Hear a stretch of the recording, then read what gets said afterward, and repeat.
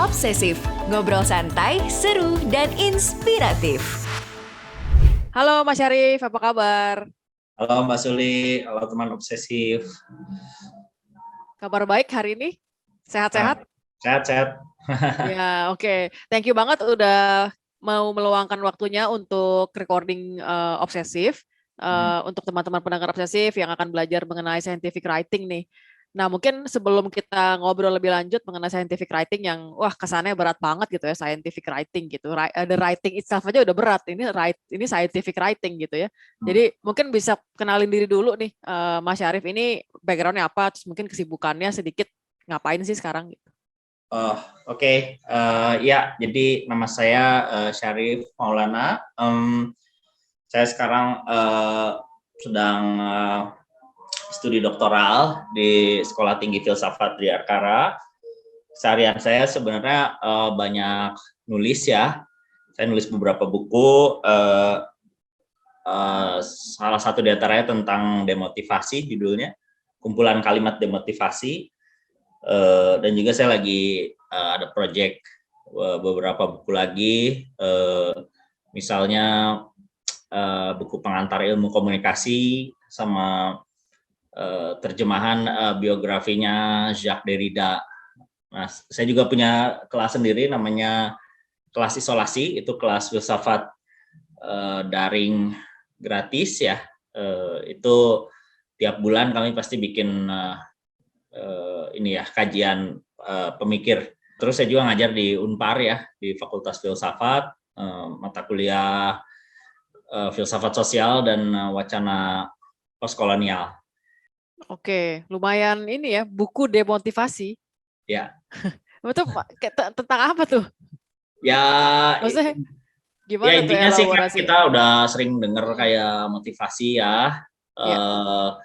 Apa kalimat-kalimat yang motivasional, tapi sebenarnya di buku saya itu dikritik ya bahwa orang itu nggak usah selalu motivasional, karena motivasional itu sebenarnya selalu diarahkan pada kerja-kerja ya. Jadi orang boleh kok nggak punya pencapaian yang dia pengen, orang boleh kok, karena semua pencapaian itu jangan-jangan udah dikonstruksi ya. Jadi sebenarnya kita boleh kok punya maksudnya motivasi itu kadang bikin kita takut buat jadi diri sendiri gitu ya, atau melawan arus gitu ya. Jadi buku itu meyakinkan kita untuk ya nggak apa-apa kok hidup nggak semangat banget, kadang-kadang nggak perlu rajin gitu. Oke. Kalau mager juga ya silahkan gitu ya. Ya silakan aja, nggak Ya. apa-apa sih.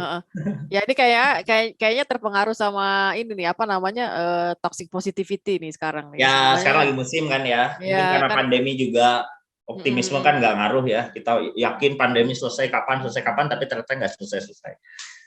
Ya, benar-benar. Oke. Ya itu lagi sering dibahas ya. Kalau yuk bisa yuk ya, kalau nggak bisa terus kenapa emang gitu. Ya soalnya kekuatan pikiran itu kan nggak terlalu kuat juga sebenarnya.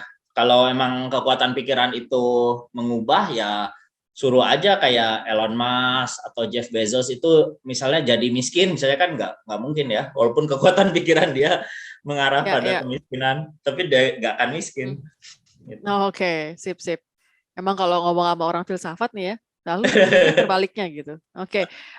Nah mungkin penulis ilmiah sendiri sebenarnya hal yang kurang awam ya. Mungkin kalaupun mereka udah pada tahu, mungkin bisa nggak sih dijelasin dulu supaya mereka paham nih sebelum kita masuk ke interview yang lebih mendalam gitu. Menulis ilmiah itu sebenarnya apakah benar-benar berat seperti terdengarnya?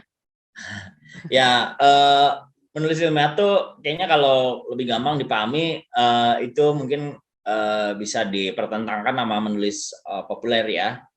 Kalau menulis populer itu kan kita bisa beropini atau mengandaikan intuisi gitu ya, atau feeling dalam menulis pendapat pribadi. Tetapi kalau menulis ilmiah itu ya kita menggunakan metode ilmiah, dalam arti ya mesti bisa diverifikasi ya, data-datanya harus sahih, lalu outputnya jelas, tahapan-tahapannya jelas.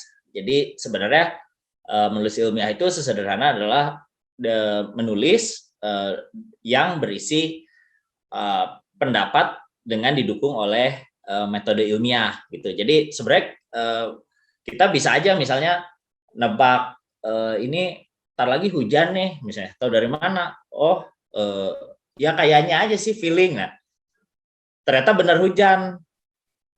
Itu kan benar ya, oke benar sih, tapi tidak ilmiah kan, karena berdasarkan intuisi ya, feeling aja. Nah Ya.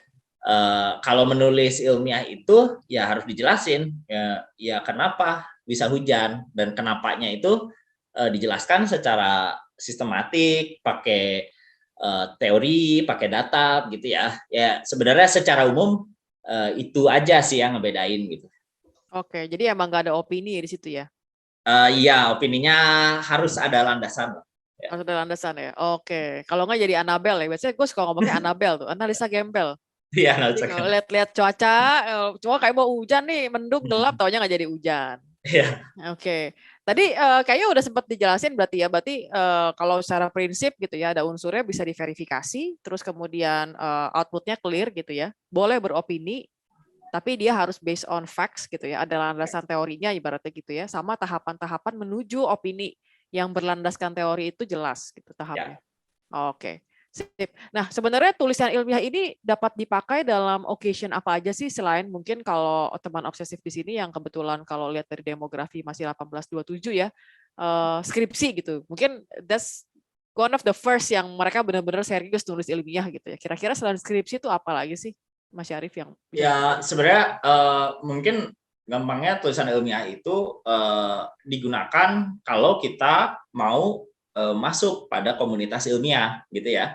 Jadi kalau aku ngejelasin di kelas tentang bagaimana sih format menulis ilmiah, ya aku akan bilang tergantung komunitas ilmiahnya gitu. Karena ya memang ada standar ya, ada tahapan-tahapan, tetapi tentu masing-masing komunitas ilmiah akan membuat semacam acuan agar orang yang menulis scientific writing itu bisa diterima.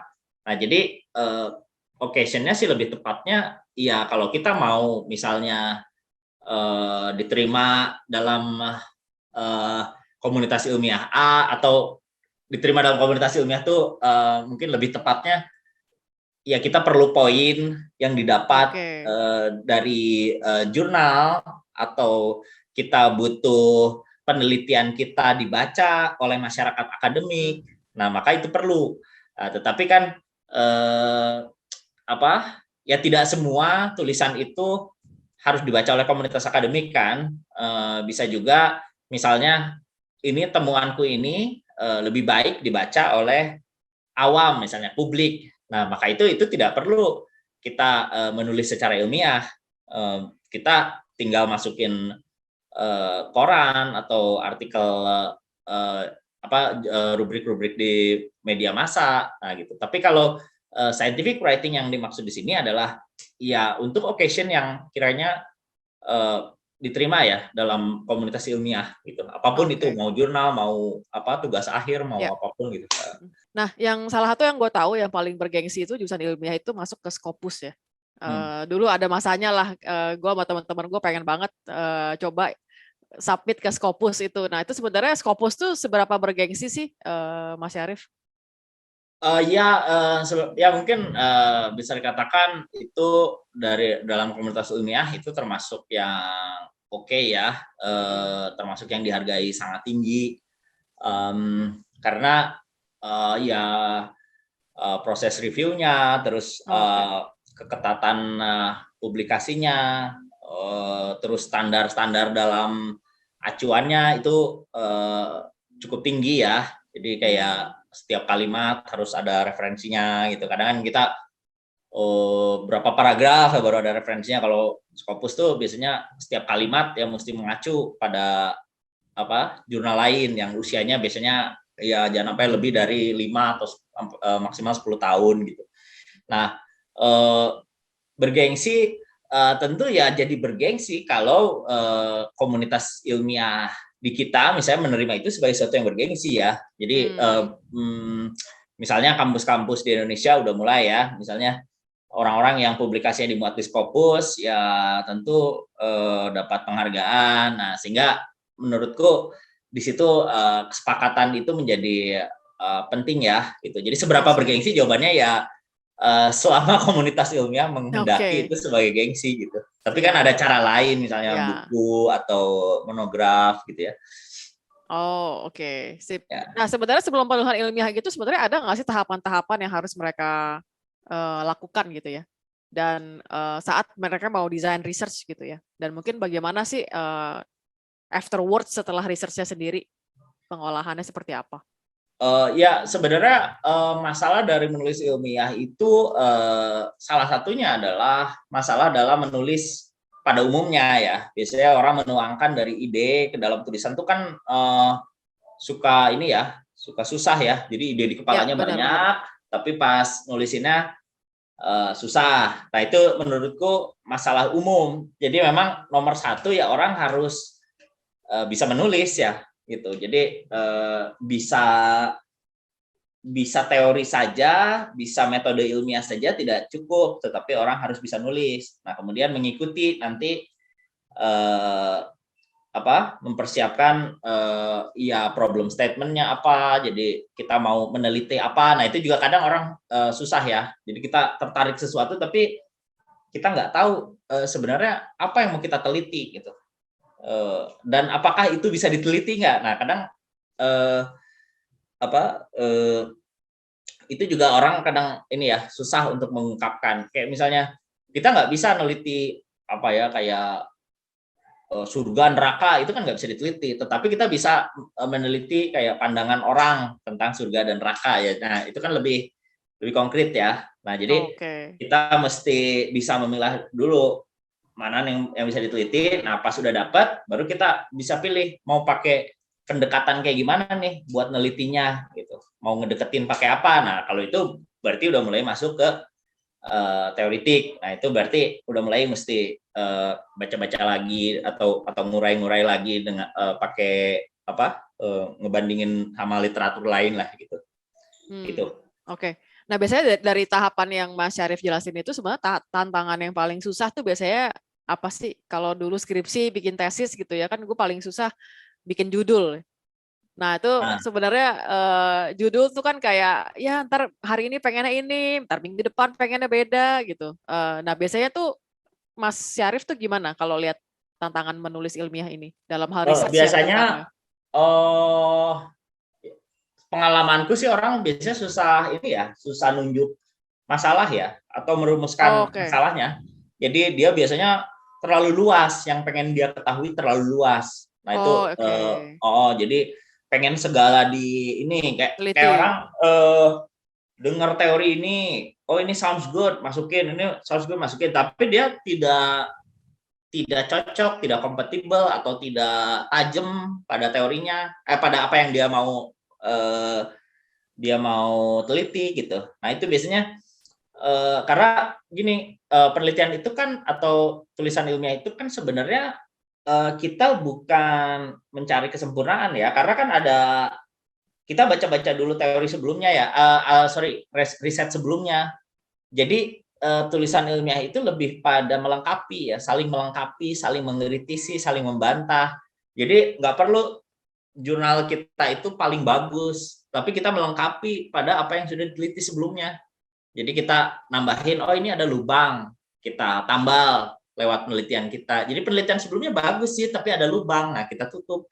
Nah, tapi penelitian kita ada lubang lagi, ditutup sama yang lain. Jadi aku pikir kita jangan sampai terlalu berambisi ingin meneliti semua ya, karena pasti gap-gap itu selalu ada. Gitu. Jadi menurutku biasanya penyakit orang itu adalah pengen tulisannya sempurna sehingga bebas dari kritik orang lain. Ya, itu agak susah ya.